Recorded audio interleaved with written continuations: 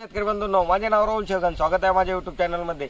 आपण आलेलो आहे डाळिंब या भागामध्ये. आपण डाळिंबाचे जे सध्या बार बघताय तो आंब्या बार आहे. आंब्या बाराच्या तयारीत विषय असा झाला की 26 तारखेला जो पाऊस झाला, काही भाग तानावर सोडली होती आणि काही लीक झाली. त्यातला हा एक भाग असून काही आता इथं जी चौकी बघताय, काही चौकी शेड झालेली आहे आणि त्यानंतर लगेचच छाटणी झाली.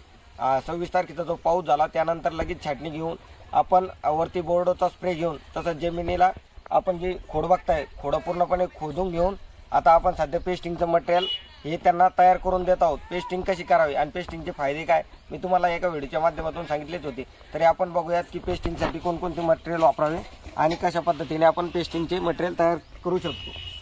आपण हे बघू शकता, यामध्ये डांबर गोळी आणि कापूर हे दोन्ही कुटून घेऊन यांचं पूर्णपणे पाण्यात मिक्स करून टाकलेले. आणि आता हे जे इकडे बघताय ही हिंग, हिंगाला एका पूर्णपणे द्रावण वेगवेगळे करून आपल्याला पूर्णपणे वेल मिक्स म्हणजे पाण्यात पूर्णपणे वेल मिळवून त्याला एकत्रित करणे आहे.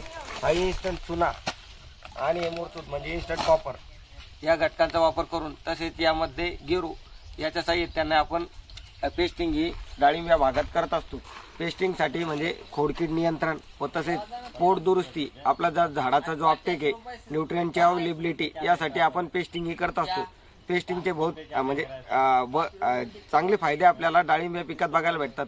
नंतर आपल्याला जो प्रॉब्लेम येतो किंवा सेटिंग न होणे किंवा फुलकळी न निघणे यासाठी उत्तम पर्याय म्हणजे आपण पेस्टिंग ही करून घ्यायला हवी.